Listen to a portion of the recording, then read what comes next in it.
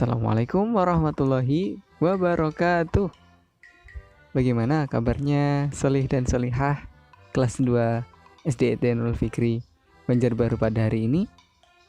Mudah-mudahan kalian semua selalu dalam keadaan baik ya, sehat dan selalu dalam lindungan Allah Subhanahu wa taala.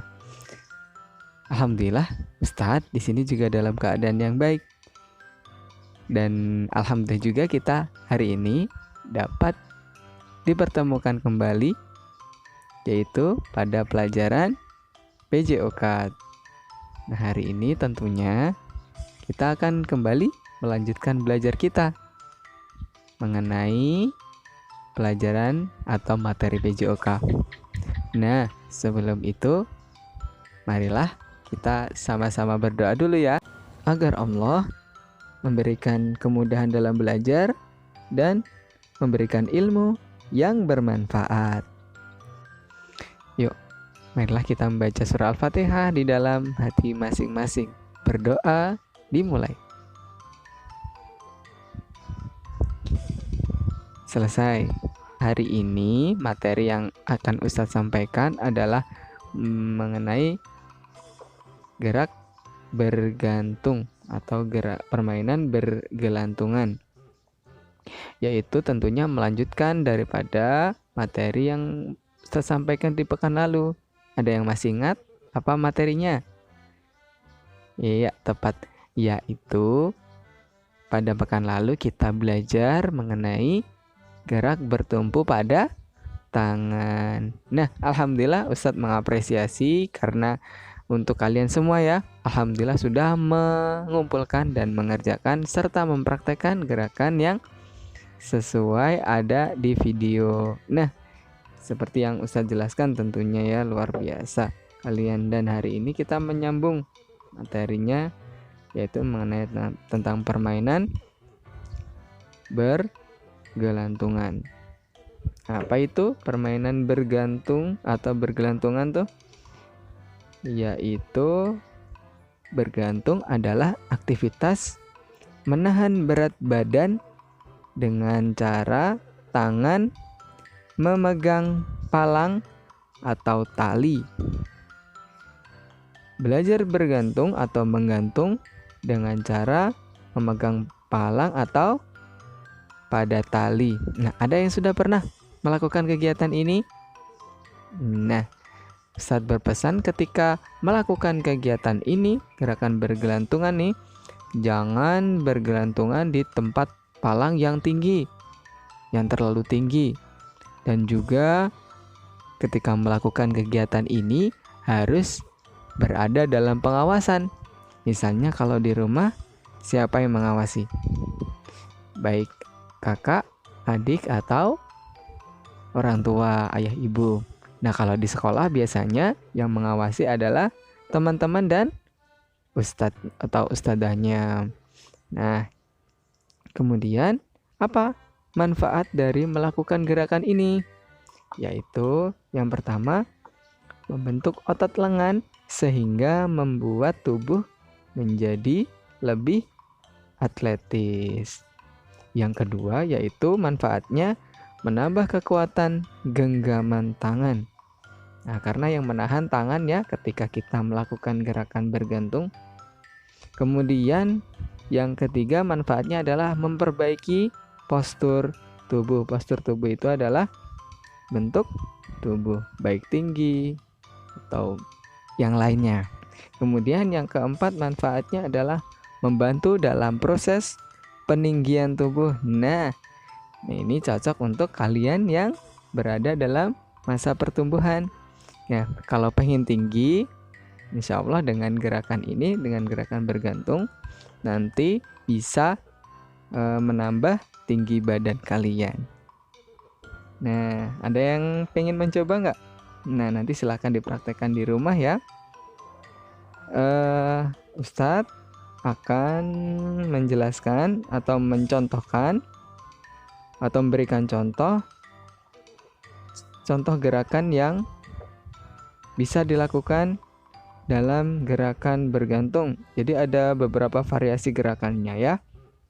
Yuk kita langsung ke gambar yang pertama nih, atau gerakan yang pertama ya. Nah, boleh dilihat gambar pada tampilan yang pertama, yaitu bergantung dengan kedua kaki lurus ke bawah. Nah, boleh diperhatikan ya.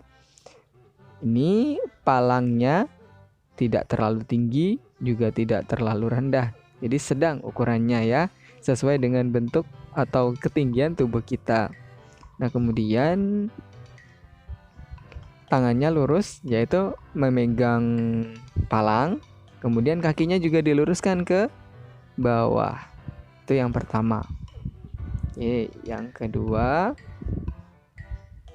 bergantung dengan kedua paha diangkat ke depan. Jadi kedua pahanya diangkat ke depan sambil bergantung.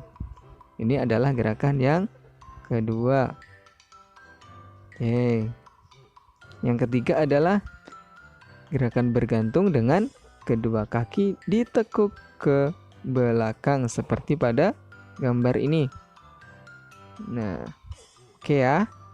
Yang keempat, yaitu gerakan bergantung dengan kedua kaki memanjang ke depan. Jadi kakinya diluruskan, kemudian diarahkan ke depan. Itu adalah gerakan keempat. Yang selanjutnya, yang kelima, yaitu gerakan bergantung dengan kedua kaki memanjang ke belakang. Kalau tadi ke depan, sekarang memanjangnya ke belakang seperti itu. Jadi ditekuk ke belakang ya, otomatis badan kita seperti membentuk busur ke arah depan. Kemudian yang keenam, bergantung dengan paha diangkat ke samping. Nah, ini bebas aja, boleh ke samping kanan atau ke samping kiri. Nah ini itu semua adalah gerakan-gerakan bergantung yang banyak variannya ya. Nanti boleh kalau ada kesempatan ketika kita masuk ke sekolah, kita bisa mempraktekkan gerakan ini. Karena kalau di rumah mungkin susah mencari palangnya ya. Jadi cukup diperhatikan aja video ini, mungkin sebagai referensi atau bahan awal untuk kita belajar gerakan bergantung. Nah, kemudian saran dari Ustadz adalah ketika melakukan bergantung ini, lakukan dengan hati-hati. Pertama-tama kita memang harus berpegangan kepada palang dengan kuat. Kemudian naiknya dengan perlahan, dengan hati-hati. Kemudian turunnya juga dengan hati-hati, ya, supaya kita terhindar dari hal-hal yang kita tidak inginkan. Kemudian jika ada yang bertanya, nah Ustadz, apakah kegiatan bergantung ini hanya bisa dilakukan di palang? Nah, tentunya tidak. Tentunya ada juga kita bisa melakukannya di ranting pohon. Namun dengan catatan, ranting pohonnya harus dengan yang kuat supaya tidak terjatuh ketika kita sedang melakukan gerakan bergantung. Nah, oke ya, mungkin itu saja pelajaran yang dapat Ustadz sampaikan pada pertemuan PJOK hari ini. Mudah-mudahan semuanya paham ya. Oke, pintar ya. Nah, kita akhiri dengan membaca hamdalah. Alhamdulillahirabbil alamin. Kemudian jika Ustadz ada salah kata dalam menyampaikan video kali ini, Ustadz mohon maaf. Kita tutup dulu ya pelajaran kita dengan Assalamualaikum warahmatullahi wabarakatuh.